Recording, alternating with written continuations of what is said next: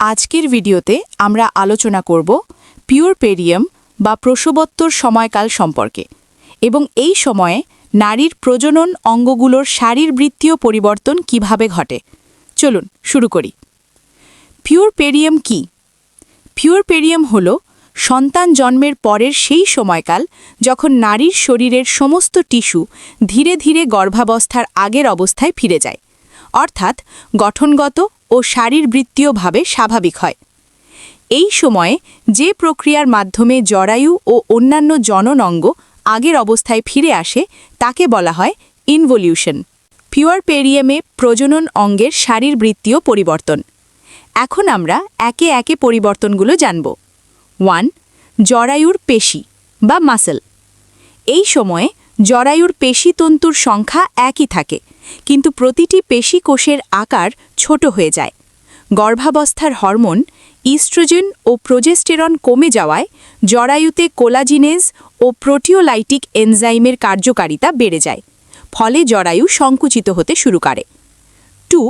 রক্তনালী। জরায়ুর ধমনীগুলো নিজেদের দেওয়াল সংকুচিত করে এবং ভিতরের স্তর পুরু হয়ে যায়।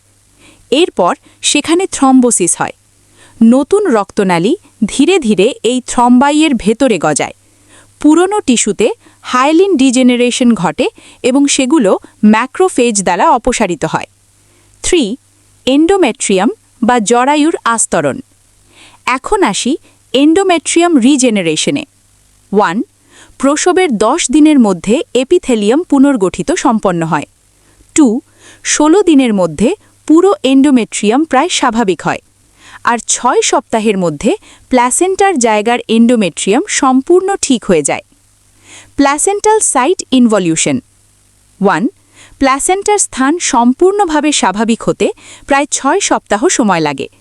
দ্বিতীয় সপ্তাহের শেষে এর ব্যাস থাকে প্রায় 3 থেকে 4 সেন্টিমিটার। 4. অ্যাবডোমিনাল ওয়াল বা পেটের দেওয়াল।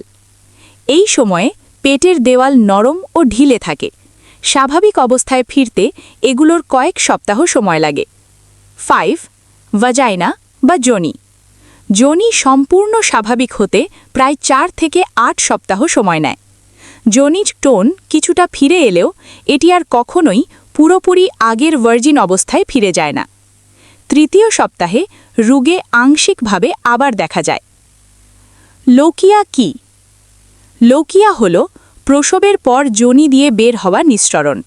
এটি সাধারণত 15 থেকে 21 দিন পর্যন্ত থাকে। এর গন্ধ কিছুটা মাছের মতো এবং এটি অ্যালকালাইন প্রকৃতির। লোকিয়ার প্রকারভেদ। 1. লোকিয়া রুব্রা, লাল রঙের, 3 থেকে 4 দিন। রক্ত, ডেসিডুয়াল ও ট্রোফোব্লাস্টিক ডেব্রি থাকে। 2. লোকিয়া সেরোসা, বাদামি রঙের, প্রায় 5 দিন। রক্ত, সিরাম, লিউকোসাইট ও টিস্যু ডেব্রি থাকে। 3. লোকিয়া আলবা, সাদা রঙের, 10 থেকে 15 দিন।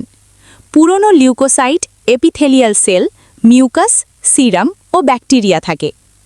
সুতরাং পিউরপেরিয়াম হল একটি অত্যন্ত গুরুত্বপূর্ণ সময়কাল যেখানে নারীর শরীর ধীরে ধীরে স্বাভাবিক অবস্থায় ফিরে আসে। Complications of পিউরপেরিয়াম। পিউরপেরিয়াম সময়কালে কিছু জটিলতা দেখা দিতে পারে। এগুলোকে প্রধানত 3 ভাগে ভাগ করা হয়। ইমিডিয়েট কমপ্লিকেশনস, তাৎক্ষণিক জটিলতা। পোস্টপার্টাম হেমারেজ, প্রসবের পর অতিরিক্ত রক্তক্ষরণকে পোস্টপার্টাম হেমারেজ বলা হয়। এর প্রধান কারণ জরায়ু ঠিকমতো সংকুচিত না হওয়া, প্ল্যাসেন্টার অংশ থেকে যাওয়া, বার্থ ক্যানালে ছিঁড়ে যাওয়া।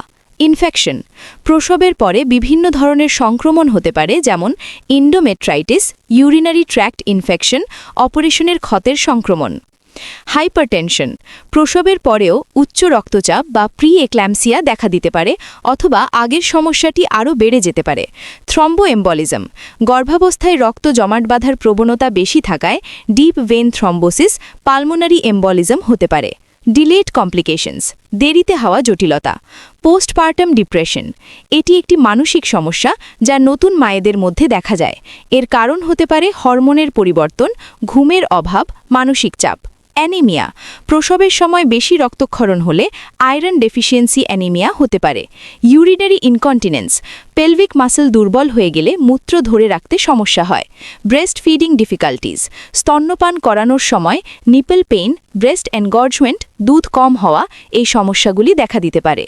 আদার কমপ্লিকেশনস, পোস্টপার্টাম সেপসিস, এটি প্রজনন অঙ্গের একটি মারাত্মক সংক্রমণ যা জীবন নাশের কারণ হতে পারে।